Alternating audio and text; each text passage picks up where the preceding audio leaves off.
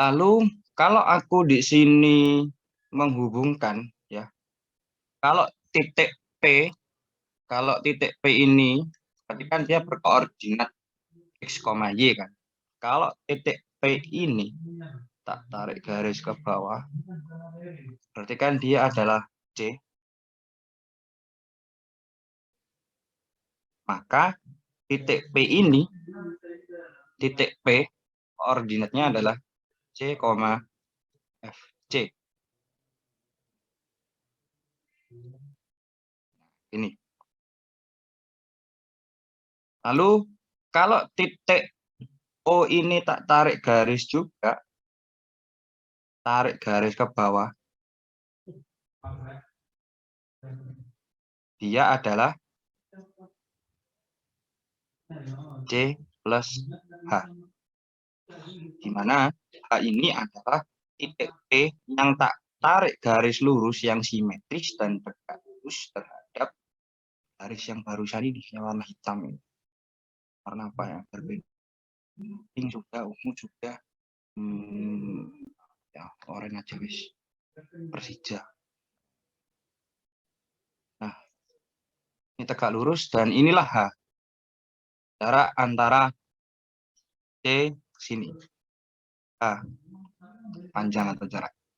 Nah, kemudian kalau kita mau menghitung atau menuliskan koordinat dari titik O ini tadi, dia adalah koordinat O C plus H, F C plus H. Nah, sama, ini kan sama. Dan ini fungsinya. Ceritanya kan kita mau mencarinya saja. Nah, titik O tadi dia adalah, tak tulis di sini cukup nggak ya? Sini C plus H, F C plus H. Oke. Nah, kalau kalian cermati ya, kalau kalian cermati,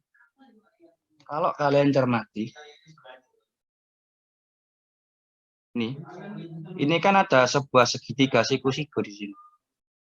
Dari P, O, dan ini penyikunya. Nah, bentuk ini tak kasih warna yang berbeda lagi, mungkin warna ungu. Dari sini titik O hingga ke titik penyikunya ini, bisa saya katakan sebagai F C plus H dikurangi F C. Gitu. Itu yang sebagai definisi dari turunan. Sebelum ke sana, katakanlah ini komponennya dulu.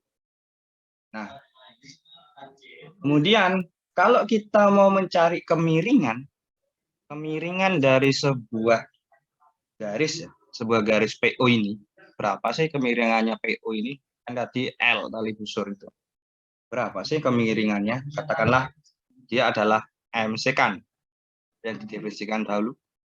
Kalau kita mau mencari si definisinya limit melalui turunan, berarti kan kita harus mencari si M sekan tadi. Maka kan kalau M sekan itu apa? F dalam kurung C plus H dikurangi FC per H. Nih. Ini per ini kan? Karena yang mau dicari ini miringnya. Ini per itu.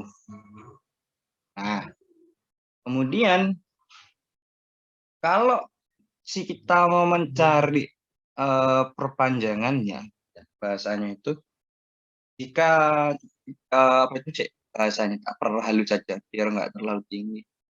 Nah, kalau misalkan si tali busur atau M sekan tadi itu ternyata tidak lurus, ya, yang garis singgung tadi itu tidak lurus, apa yang akan terjadi? Kalau tegak lurus kan enak, langsung gini aja. Kalau lihat tidak lurus, maka kalau kita mengacu pada sebuah titik P, di mana dia dilalui oleh garis singgungnya, maka untuk menentukan gradien tangannya, kita katakanlah menarik sebuah limit untuk H mendekati 0, dari, sebelum ke sini, ini adalah M second. Maka bisa kita dapatkan untuk kemiringan garis atau gradien dari sebuah kurva adalah limit mendekati 0 untuk M second-nya tadi adalah F C plus H dikurangi C per dari biar enak. Ini per H. Kita sudah dapatkan satu definisi.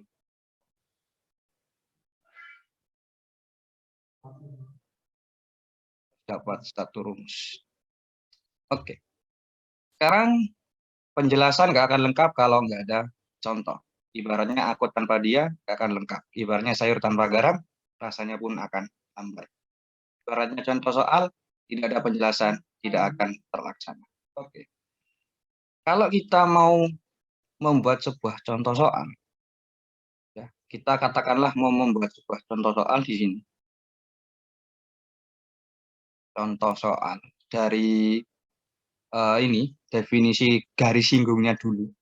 Nah, katakanlah aku punya sebuah fungsi yang gampang-gampang aja, wis. Kita kan belum ke trigonometri ini ceritanya. Katakanlah aku punya sebuah fungsi y sama dengan yang gampang aja, wis. X pangkat 4 dikurangi 2. Nah, ini. Nah, pertanyaannya tentukan garis singgungnya. Tentukan garis singgung di titik 0,1. Nah, seperti ini. Maka ya langsung kita jawab. Kita sudah punya rumusnya, kita sudah punya jalan ceritanya. Ya langsung kita hajar aja. Katakanlah seperti itu, jawab. Maka yang katakan rumusnya tadi adalah M atau gradien adalah limit mendekati 0 Fc plus H. Nah, karena yang ditanyakan adalah di sini C-nya berapa. Ya kan gitu. Mungkin ada yang tahu C-nya berapa? 0. Oke, berarti kalau saya tuliskan F 0 plus H dikurangi 1. 1 atau 0? Oh, Satu. F0. F0 atau F1? F0. F0 sama dengan 1. Kenapa bilang F0, kenapa bilang F1? F0, Mas. Yang bilang F0 kenapa? Karena C-nya kan 0. F dimasukin ke FC-nya. Oke. Yang bilang F1? Ada? Oh, enggak ada berarti. Tadi berarti suaranya hantu berarti ya. Berarti FC-nya adalah F0. Kemudian hanya tetap. Oke. Nilai F0 berapa? Ada yang tahu? 1. Nilai F0? Berapa nilai F0? 1. Yakin nilai F0 1? Insya Allah. Atau aku yang salah nulis? Salah nulis mungkin kali, Mas. Oke, berarti yang betul berapa F0? Mungkin kalau disubstitusi itu dapatnya Y-nya itu 0. Oke, Anda kritis. Saya suka. Emang tak pancing tak per 0,1. Ternyata yang peduli atau yang sadar cuma satu orang. Oke, berarti berapa kali ini? FH-nya berapa FH-nya? Berarti kan di sini FH kurangi 0 ya, nggak berpengaruh apapun. Berarti tak oper ke sini. Jadinya berapa? Mendekati 0. FH-nya berarti pangkat 4 dikurangi 2H per. Berarti kalau atas bawah tak bagi sama-sama dengan H, berarti dia sisa berapa? Pangkat 3 min 2. Oke. Berarti nilainya berapa? min 2.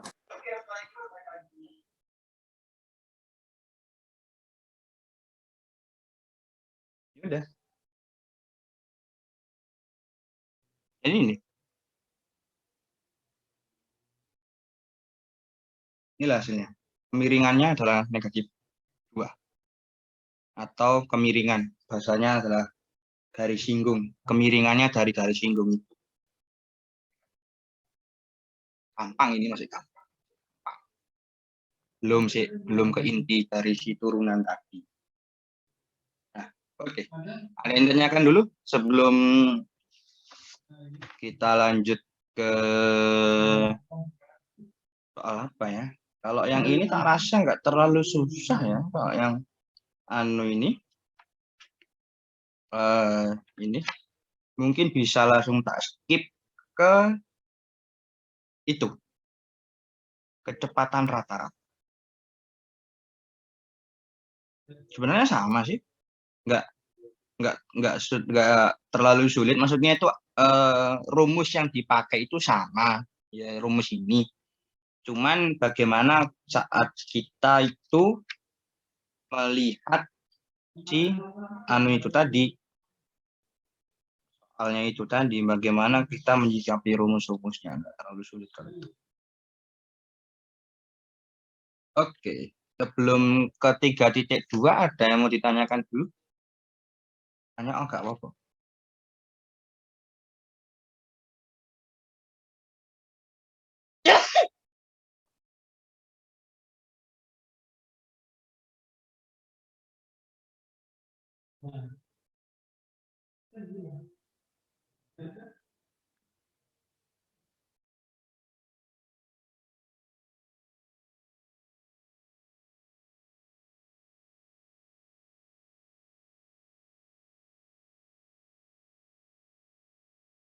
Ada? Sekarang tanggal 2 ya? Lanjut. Nggak program tahunan sekolah. Duduk, gendek sekolahku kerja. Kita tanggal papat le, aduh campur dah bayaran awake rek. Wis kok ae. Lu aku tadi. Ngurus le, formatnya turun dikirim. Karo kepala sekolah. Aku durung nyusun laporan keuangan. Pesan buris. Kayak iso mikir sana budak. Jadi gambaran aku. Oke. Perannya ya kalau suaraku pas dan masuk. Sekarang kita tadi sebenarnya bukan definisi turunan ya judulnya, tapi kemiringan atau garis singgung, kemiringan dari garis singgung. Nah, kalau 3.2 ini baru definisi. Definisi dari si turunan itu. Oke, sebelum tak jawab, ada yang tahu nggak apa sih turunan ini? Apa sih turunan ini? Masih di gambaran nggak? What's the meaning of derivative? Apa artinya?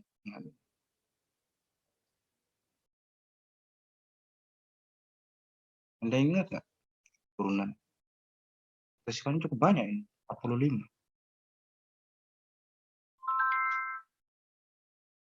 Lumayan banyak nih. 45. Aku dulu mengisi kelas berapa ya? Yang 4 kelas itu waktu aljabar linear dulu itu. 70. Oke lah. Definisi turunan ya. Sekarang definisi turunan.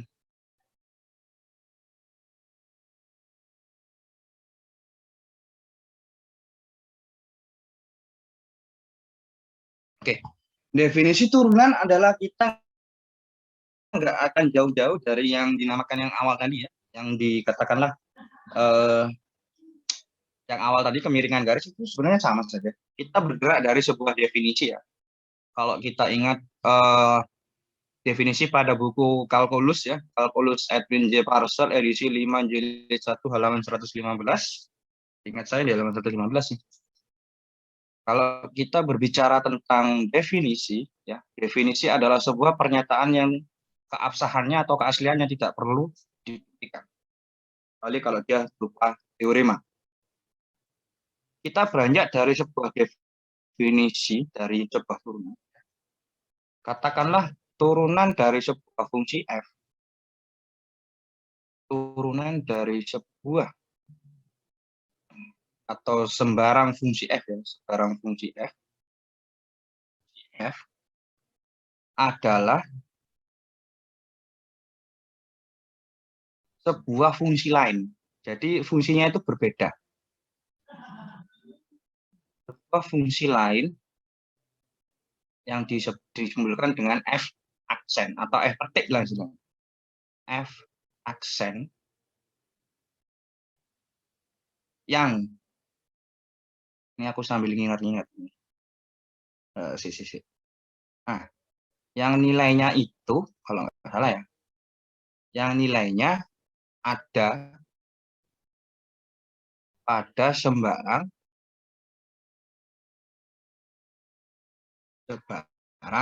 konstanta T. Atau katakanlah bilangan ya. Bilangan T adalah, definisikannya adalah,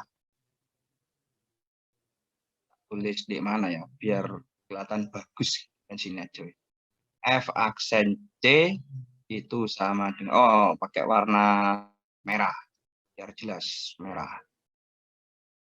F aksen C itu didefinisikan sebagai limit A mendekati 0, F C plus A dikurangi FC, pakai garis lurus biar bagus. Nah, per H. Dengan syarat, ada yang tahu syaratnya? Atau masih ingat syaratnya? Limit ada Tak hingga. dan bukan tak hingga atau minta hingga. Asalkan limitnya ada.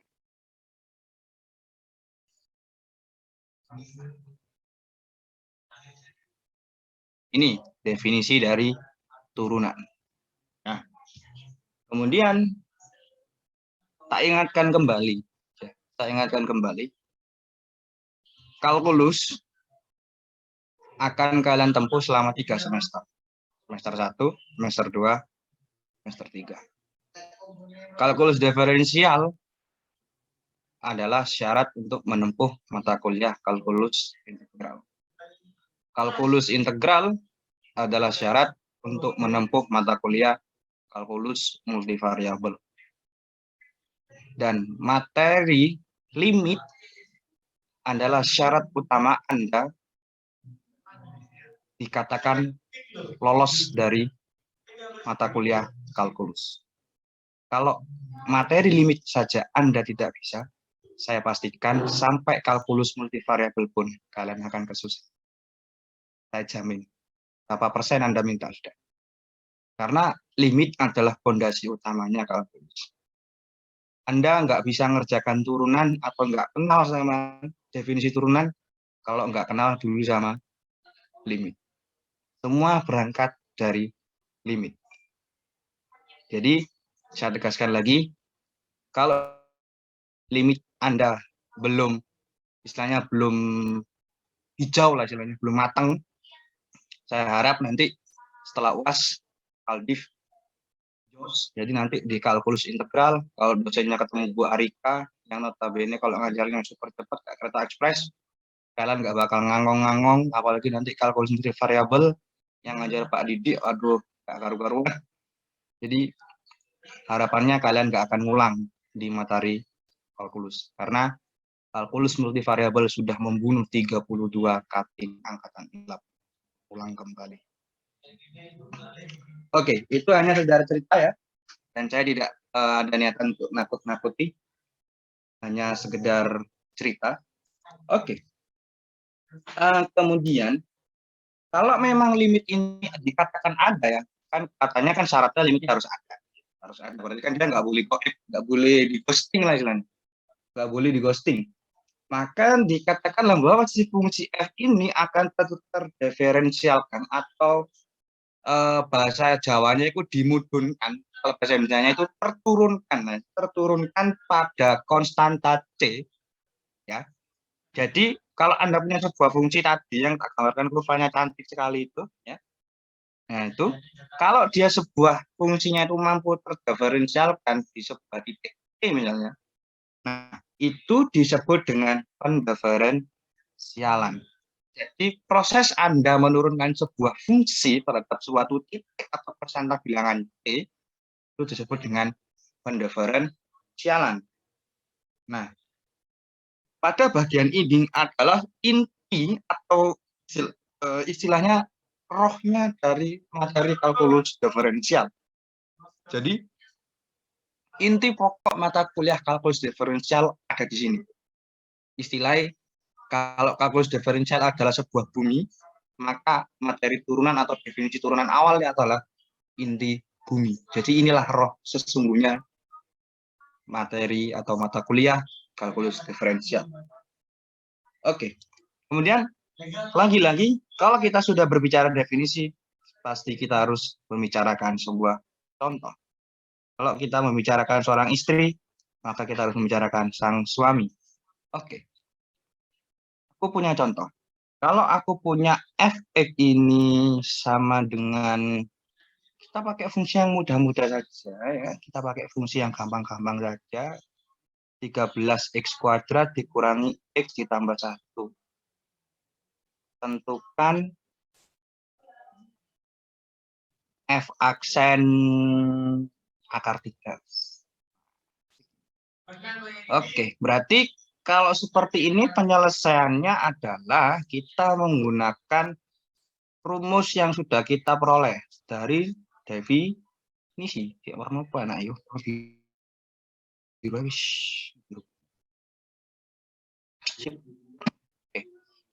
Kemudian kita coba selesaikan ini ya. Kita coba selesaikan bersama-sama. Jawab. Oke.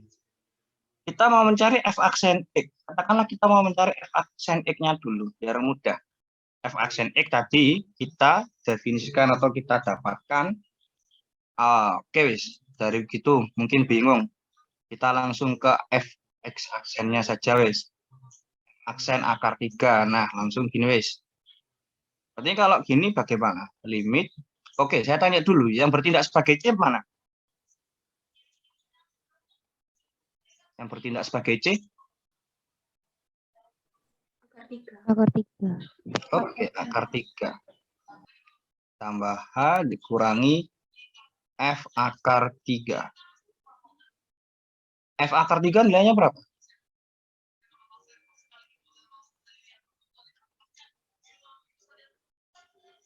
Dari sini F akar 3 berapa? Berarti kan 39, 40 min. Min akar 3. Oke, 40. 40 min akar 3. Oh, sangat sakti. Asik angkanya ini. Jadi kan limit H mendekati 0. Berarti kan ini adalah 13 akar 3 ditambah H kuadrat dikurangi akar 3 ditambah H ditambah 1. Untuk yang bagian ini saya kasih kurung biar kalian nggak bingung.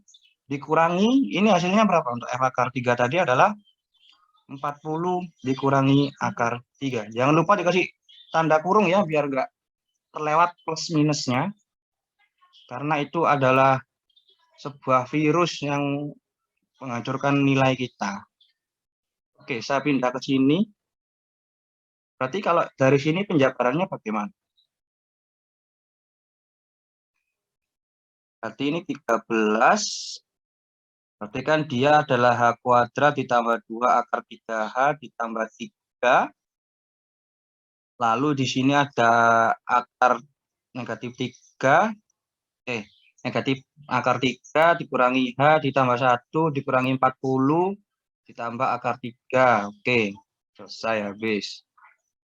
Ini dibagi oleh H. Nah, di sini akar 3-nya kan habis. Ini habis.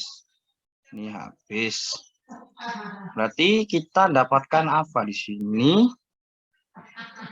Kita dapatkan limit H mendekati 0, 13 H kuadrat ditambah 26 akar 3H ditambah 39. Ini kan 39 ya. 39 tambah 1, 40. Dikurangi 40, 0. Habis. Ini tambah 0, habis. Nggak ngaruh. Atau tak hapus saja. Kemudian tak bagi semua dengan H atas bawah. Berarti kan hanya sisa 13H ditambah 26 akar 3. Jadi F aksen akar 3 dia bernilai 26 akar 3. Oke, ada yang masih bingung atau ada yang ya intinya masih bingung nggak? Atau mungkin penjelasanku terlalu cepat, Mas? Bingung bagian ini? Silakan, nggak apa-apa. Tambah toh, nggak apa-apa. Oh, dosen.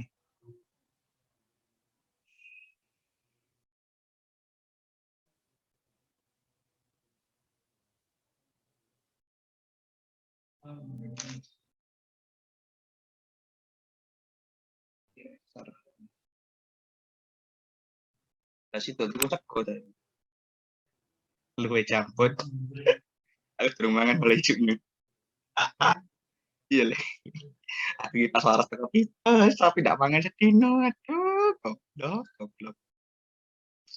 Habis kan. Oke, ada yang ditanyakan sebelum bahas contoh lagi dari ini. Aku punya soal-soal bagus, guys.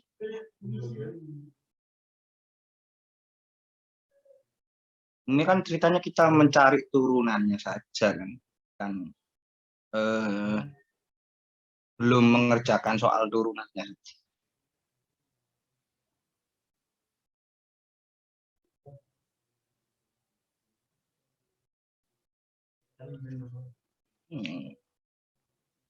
Oke.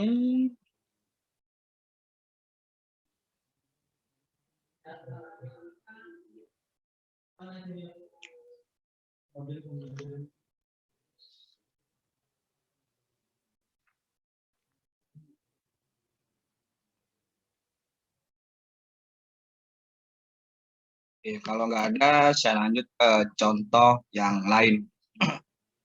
Tak hapus. Kemudian contoh 2. Kok kayak sih kan? Contoh 2 ya. Contoh 2 tadi contoh 1. Contoh 2. Kalau aku punya sebuah fungsi fx sama dengan 2 ditambah akar x kuadrat ditambah 1, maka carilah f aksen 0. F aksen 0-nya berapa? Oke. Berarti kalau kita berbicara tentang f aksen c, di mana c-nya adalah 0, maka dia adalah limit mendekati 0 f c ditambah h dikurangi f c. Berarti ini h. Berarti kan dia adalah limit mendekati 0. Ini berapa? Berarti kan dia FH ya, FH-nya saja. Berarti kan ini hanya sisa F. FH, F. Berarti kan ini F0, ini F0, ini H.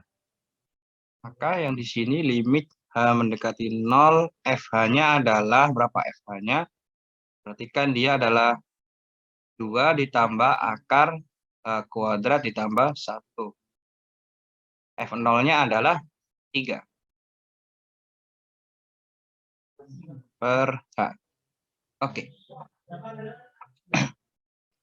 Kemudian kita coba sederhanakan ya. Kita coba sederhanakan, berarti kan dia limit mendekati 0, dia adalah berapa? Akar H kuadrat plus 1 dikurangi 1 per H.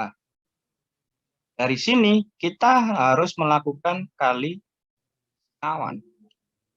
H kuadrat plus 1, ini plus 1, akar H kuadrat plus 1 plus 1. Oke. Berarti dari sini bisa kita dapatkan limit H mendekati 0. Ini kali ini dia adalah H kuadrat ditambah 1 dikurang 1. Yang sini dia adalah akar H kuadrat ditambah 1 ditambah 1. Kemudian kita ingat materi limit ya, yang kita dulu, materi atau teorema limit. Teorema limit kalau nggak salah nomor 7. Kalau kita punya, ya kita ingat teorema kita dulu, kalau kita punya limit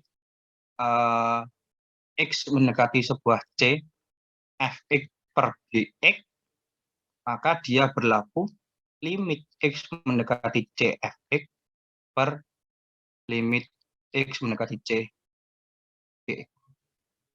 Jadi kita aplikasikan ke sini.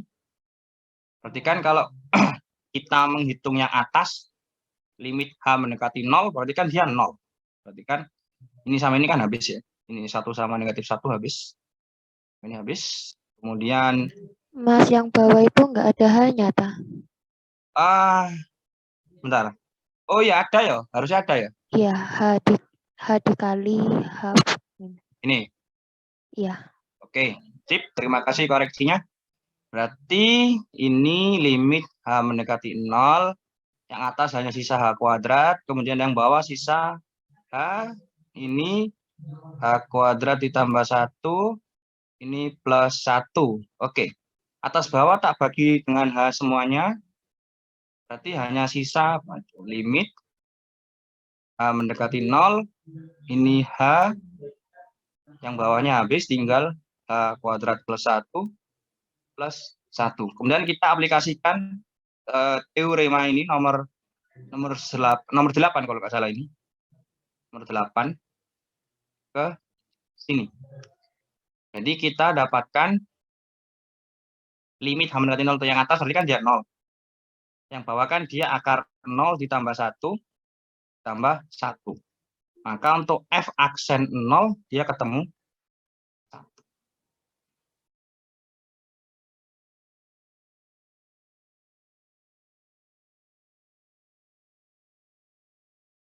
Oke, ada yang dibingungkan atau penjelasanku kecepatan? Partisipannya banyak nih, 48.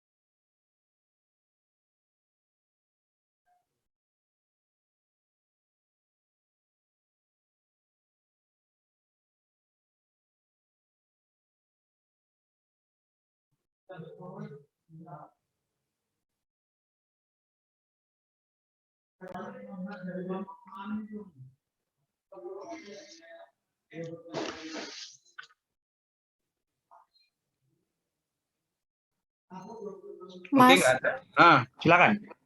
0/1 itu enggak 0. Ya. Oh, bentar. 0/1. Oh, iya ya, aku kok iso siji ya. Ya Allah, luwe aku. Info segorek. Segone ri. Oke, terima kasih. Oh, luwe iki rupane aku iki. Iya, Mas. Iki suarane sapa? Aku gak denger ya. Oke, ada lagi, Rek? Ini. Oh iya, ada lagi. Kalau nggak ada, tak lanjut ke 3.3 aturan pencarian turunan. Habis itu kita bahas pelatihan soal semuanya, mungkin mau apa, mau sharing, mau bacot, bebas. Yang penting kita habiskan dulu semua materinya.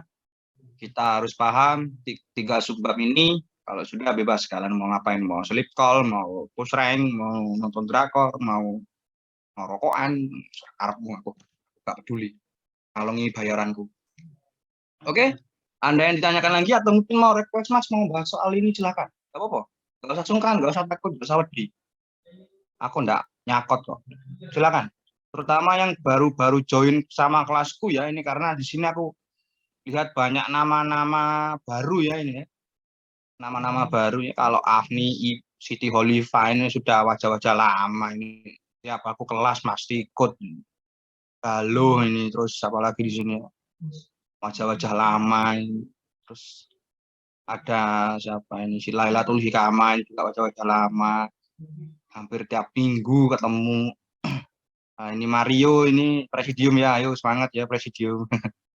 Yuk, mungkin di sini ada Galuh ya. Kita satu kota ya. Oke. Nah, Fembria ini pernah ketemu saya, lupa di kelas mana. Imam Hussein juga. Oke. Ada yang tanyakan lagi sebelum saya lanjut?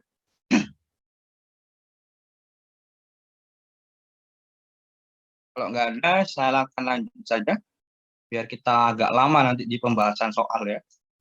Kemudian kita ke subbab yang terakhir untuk pada malam ini, ya adalah aturan pencarian turunan.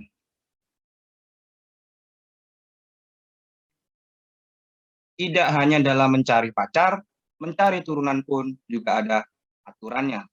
Tidak hanya dalam mencari pacar ada kriterianya, dalam pencarian turunan juga ada kriterianya. Nah, kalau kita tadi berbicaranya yang dari awal ya, kalau dari awal kita kan berbicaranya limit mendekati 0, kemudian F, C ditambah H dikurangi F, C per H. Nah, ini kan kalau dia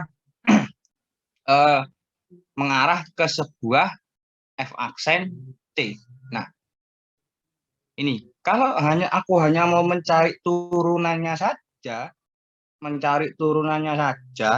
tidak menggunakan sebuah konstanta, maksudnya itu tidak diturunkan di titik konstanta itu. Nah, ceritanya kan gitu. Itu bagaimana? Nah, maka muncullah sebuah rumusan baru, yakni kalau kita mau menurunkan sebuah fungsi tapi tidak pada suatu titik tertentu, kita langsung anggap saja dia diturunkan terhadap X. Nah, seperti ini. Jadi sama saja, nggak ngerubah aturan, cuma ganti huruf E, huruf C mbok ganti karo T, huruf X mbok ganti C, nggak ngerubah bentuk. Sama pada BI, nggak ada yang ngaruh. Nah, rumusannya berubah menjadi F aksen X. Kalau yang ini T, yang ini X. Udah sama, nggak ada yang berbeda. Nah, kemudian timbul pertanyaan lagi. Kalau turunan dari suatu angka, ya, turunan dari suatu angka, ya, katakanlah di sini, turunan dari sebuah konstanta,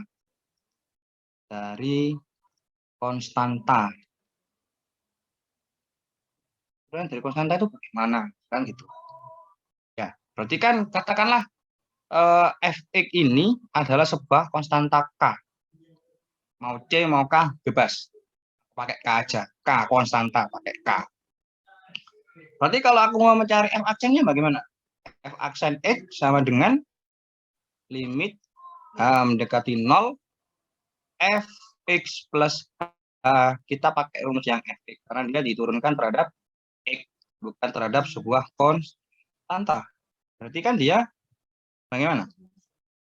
Berarti kan rumusnya cuma ini, tok. Kan ini kan sebuah bilangan. Kalau dia disubstitusikan sebuah fungsi, ya dia nggak berpengaruh. Panggah K min K per H.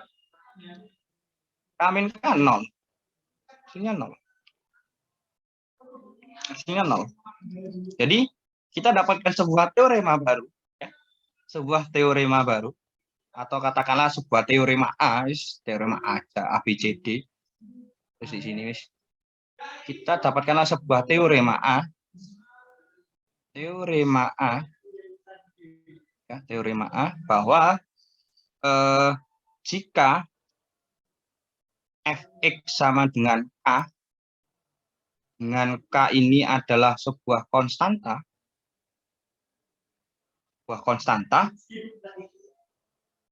maka untuk sebarang X, barang nilai X, nilai dari F aksen X adalah 0. Yang namanya teorema seperti rasa cinta dan rasa suka harus dibuktikan. Lah ini pembuktiannya sudah dilakukan. Selesai. Ini adalah teorema A yang pertama. Nah, kemudian kalau kita punya sebuah teorema B sekarang, katakanlah aku punya teorema B. Odis, Odis, makan cong. Makan. Iya. Iya, iya. Oke, ya, wis. Ayo, wis. Kok biasanya aku wis? Apa? Manut. Aku kurang aku tuh sing mangwan di balik. Oh, losus pokok marek le. Makan. Oh, juga aku kurang warna. Di sih? Bakaran. Iya wis. Apa? Oh, aku lawo ndok siji, tahu loro, usus siji. Lah kurang duit ngomong aku. Aman, aku rencana duit. Aku Aku rasa aku warken iya. Aku rasa sambel ya. bisa sambel. Aku tas waras le, kon kepin lambungku mencerut mana ya. Yo, dan tidak. Mantap, ndak katanya mlebu rumah sakit mana ya. Pasien Covid mbak. Ketemu ya. Ya, marisa enggak apa boleh? Ya wis. Oke, kalau tadi kita berbicara tentang teorema A, sekarang kita berbicara teorema B. Nah, kalau aku punya jika Fx ini sama dengan X, ya. Nah, Fx sama dengan X, maka F aksen X-nya ini adalah 1. Atau kalau mau saya tuliskan dalam notasi Leibniz, dx X sama dengan 1. Ya, lihat ya tulisan dx-nya ya. D besar terus ada X di pojok kecil bawahnya gini. Nih. Kemudian teorema adalah rasa cinta, maka dia harus dibuktikan. Kita lakukan pembuktian. Kita coba buktikan ya, teorema B. Coba kita buktikan di mana ya? Sini aja bisa kecil. Bukti.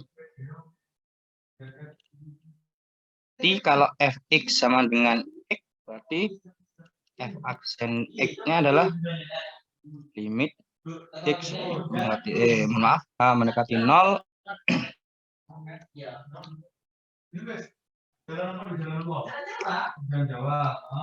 Nih, Fx ini per H.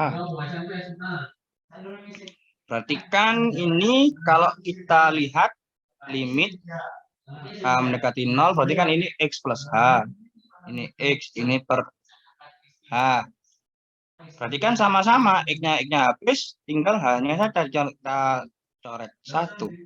Dan ternyata dia nih. Nah, kemudian ada sebuah teorema C.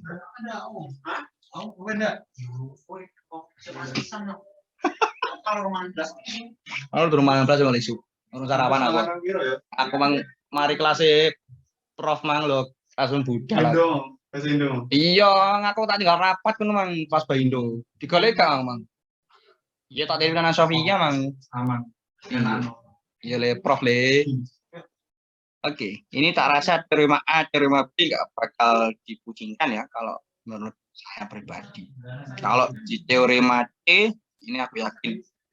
Ini teorema C ini sebenarnya rumus utama atau rumus inti lah istilah ya. Teorema C ini. Teorema C ya. Jika Fx ini sama dengan X pangkat N. Nah, dengan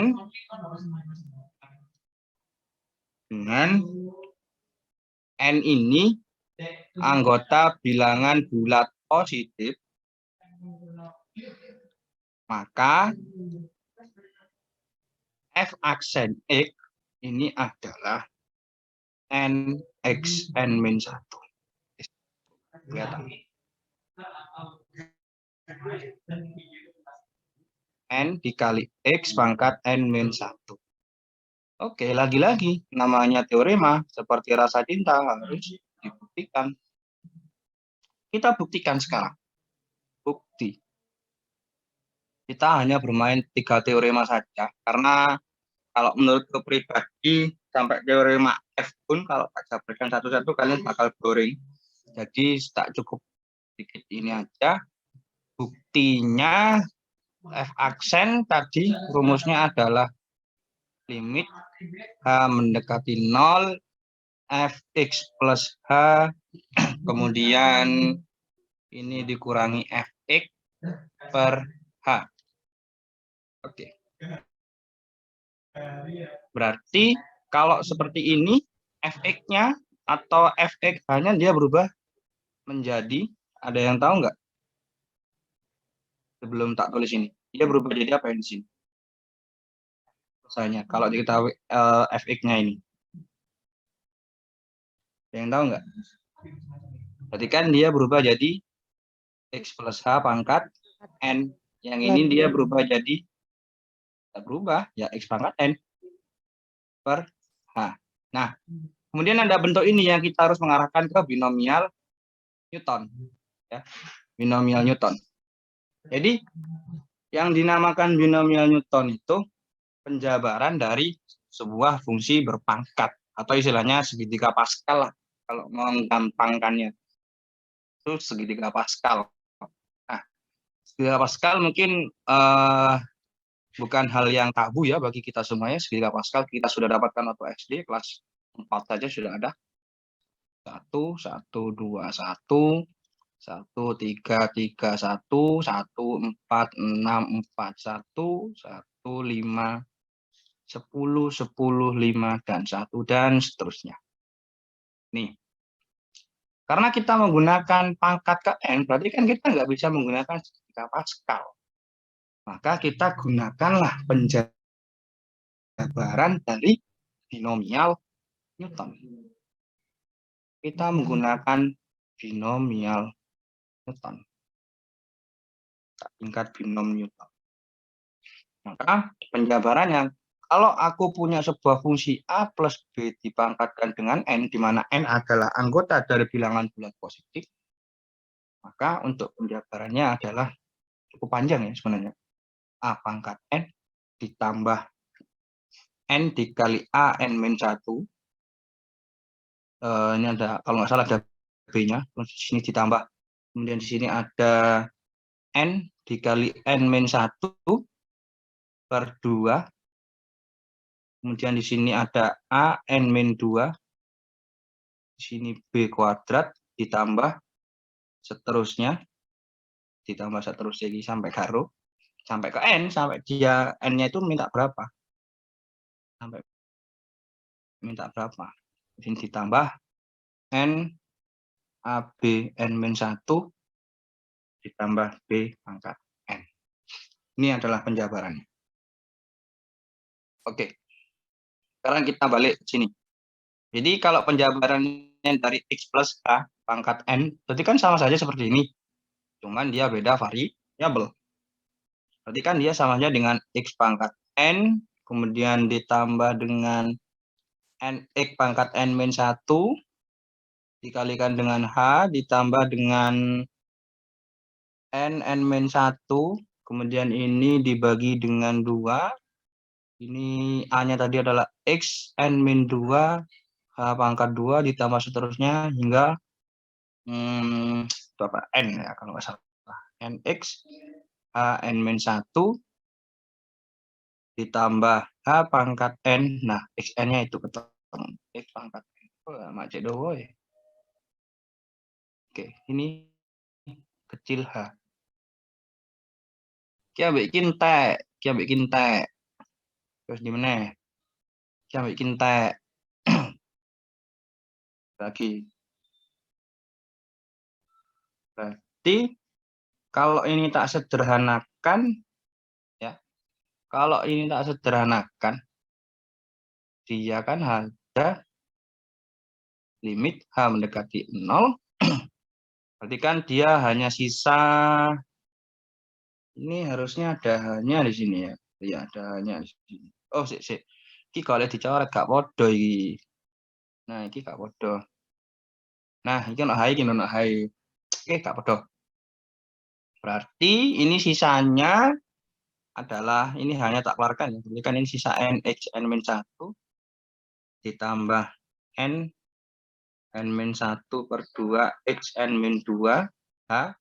Kalau tak terus c tambah nx h n-2 ditambah h pangkat n-1. Ini per h. Visor. Coret, wis. Sing ono variabel h kan otomatis 0 kabeh nilainya. Berarti kan terbukti f aksen x bernilai nx pangkat n-1. Oke, ini cuma pengantarnya saja. Oke, teorema C sudah selesai. Aku nggak mau bahas teorema yang lain. Oke, berarti katakanlah teorema atau 3.1 sampai 3.3 ini selesai. Nah, oke. Sekarang tinggal kita bahas-bahas soal-soal saja, wis. Silakan. Ada yang mau request nggak? Mau soal yang mana yang mau dikerjakan? Yuk, terus papan tulis. Silakan. Kita bahas latihan soal.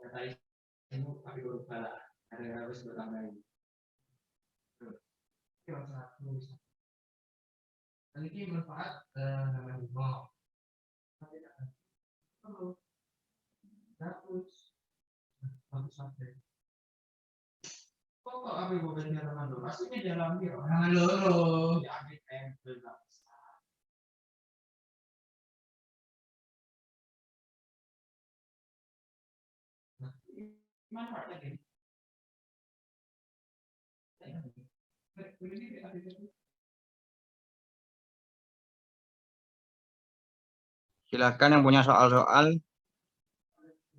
silakan ditanyakan. Nggak apa-apa, nggak usah sungkan.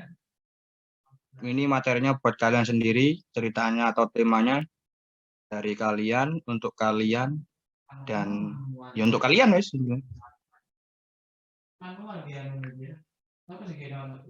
Silahkan.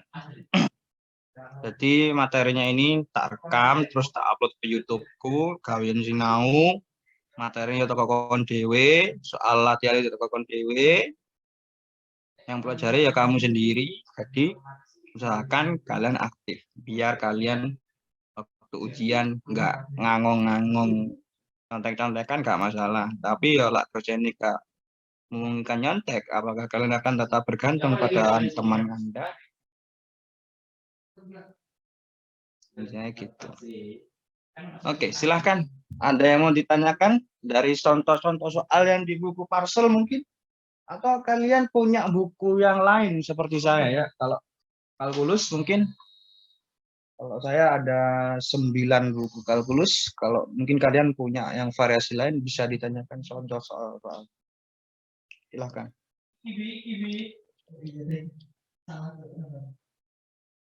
Mas nanya, Mas. Tanya, wes. Itu contoh soal 2.2 yang nomor 43.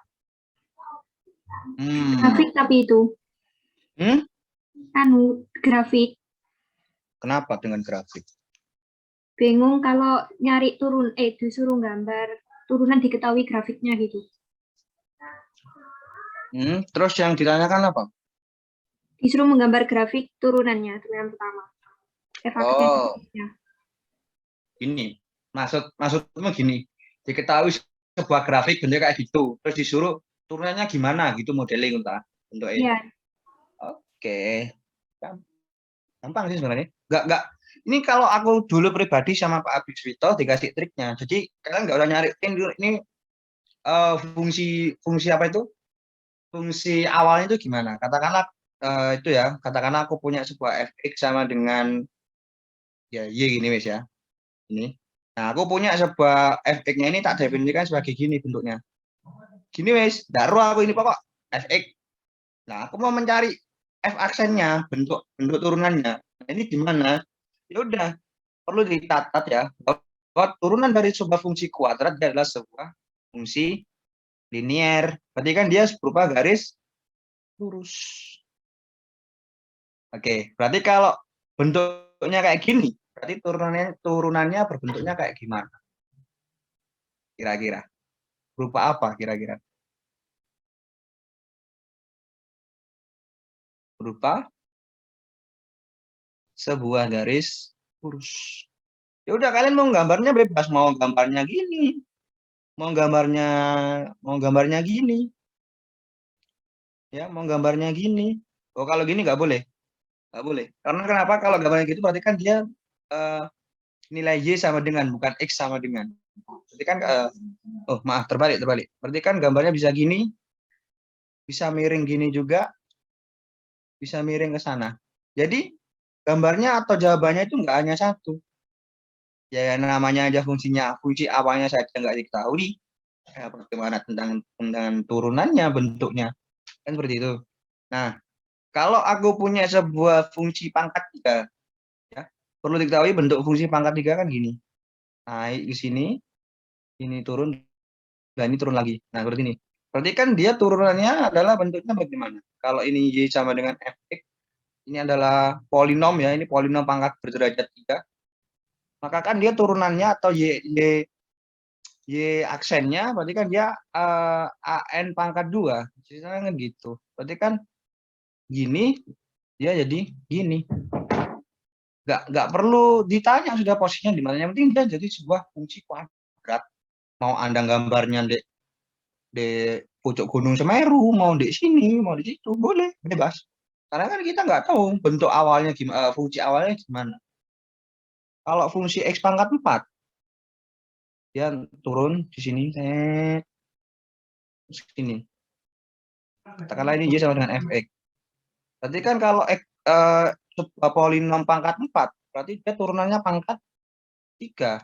Berarti kan turunannya ke bentuk ini. Bebas, Anda mau menitiknya di 0 sini boleh, mau bentuknya dijomplangkan juga boleh, mau agak ke atas ke sana boleh. Nah, kemudian sekarang aku tanya, kalau aku punya sebuah fungsi y sama dengan floor function of x, ya, ini bentuknya masih ingat? Bentuknya masih ingat? Tangga. Bentuknya tangga, adakah nggak turunannya? Nggak ada. Nggak ada. Kenapa? Kenapa? Karena limitnya nggak ada. Oke, jawabannya sangat bagus. Limitnya nggak ada. Selesai. Atau bahasa yang paling simpel, grafiknya tidak kontinu. Selesai. Grafiknya kan nggak kontinu, nggak nyambung, cepat-cepat ke hubunganmu, hubungannya Afni misalnya. Nah, berarti kan dia nggak ada turunannya. Apa yang mau diturunkan? Limitnya saja nggak ada. Kan seperti itu. Apalagi kalau grafiknya yang linear, atau misalkan grafiknya yang kontinu misalkan. Grafiknya kontinu kayak rumput misalkan, kayak rumput gitu. Mas, grafiknya kayak rumput kok suket nih, kayak sandi rumput. Turunannya gimana? Ya wes kira-kira sendiri. Oh, bentuknya gimana? Bebas kan, Anda nggak diketahui fungsinya. Cuma diketahui sama dengan fx, bentuknya kok suket nih. Mau Anda turunkan, ya bebas. Mau Anda kreasikan bentuk turunannya gimana? Bebas, semuanya ada. Yang jelas, kalau ada sebuah fungsi yang ujungnya lancip, ya, ujungnya lancip, pasti tidak ada fungsi mutlak di sana. Ya. Kalau ada sebuah fungsi, ya, sebuah fungsi, grafik fungsinya itu kayak lancip ini lancip ini, pasti ada fungsi mutlaknya di sana. Ada mutlaknya di sana. Wes, ini kalau yang ini nggak terlalu diambil pusing lah. Dulu aku UAS ini muncul soal kayak gini, muncul disuruh nyari turunan dari fungsi polinom, kalau nggak salah itu dulu ax pangkat 4 ditambah akar 3b x pangkat 2 sama Pak Abi. Ya udah tak gambar, karena dia fungsi pangkat 5, tak gambar fungsi turunan pangkat 4, dan ternyata kalau Divku dapat selesai, bisa diambil pusing. Gambarnya itu apa sesuai titik-titik gitu? Apa terserah? Yang penting sesuai dengan gambar fungsinya. Tak penak udelmu. Terserah kamu mau mengambilnya di mana. Asalkan dia fungsinya menu. Udah selesai gitu doang. Nggak ambil pusing kalau itu. Lak toko tak. Baterai nentek. Silakan, ada yang lagi yang mau ditanyakan?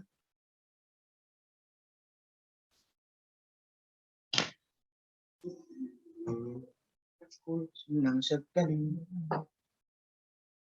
Konten.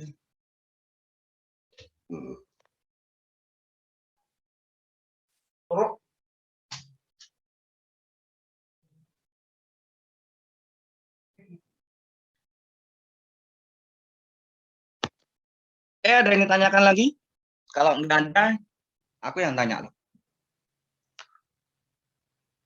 Partisipannya 49 ini. Aku nggak bisa jamin 49 orang ini nyimak aku atau mungkin ada tinggal korak-korak, tinggal sembahyang, masih tinggal nggarap tugas akhir. Yolanda Purba ini aku yang nggak pernah tahu nih siapa. Halo Jessica ini ya, Jessica ini dari nggak tahu dari mana ini. Ini yang request minta kelas besar ya Jessica ini ke aku. Terus ada lagi siapa ini? Fembria sudah tadi. Terus ini banyak sekali ya maba-maba baru yang tak kenal baru join sama kelasku ini ya. Anissa Khoiril. Amin ya, amin. Oke, terus ada siapa lagi? Wajah lama. Anissa Kamil wajah lama. Kananya Kristi. Oliva mana? Oke. Ada lagi yang ditanyakan?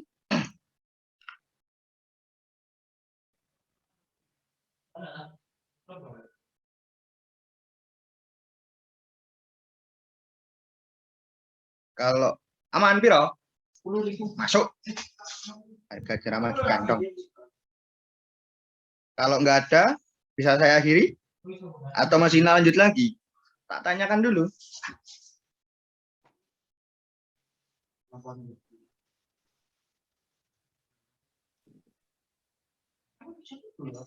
Nggak ada? Udah cukup? Saya lihat hasil rekodnya ini berapa durasinya? Sebentar. 1 jam. Oke. Saya rasa cukup ya. Mungkin sudah nggak ada yang tanya. Mungkin bisa kita lanjut pada pertemuan kedua nanti pada jadwal yang sudah saya bagikan. Terima kasih telah mengikuti kelas pada malam hari ini. Semoga ilmunya bermanfaat bagi kita semua. Saya akhiri. Assalamualaikum warahmatullahi wabarakatuh. Waalaikumsalam. Waalaikumsalam.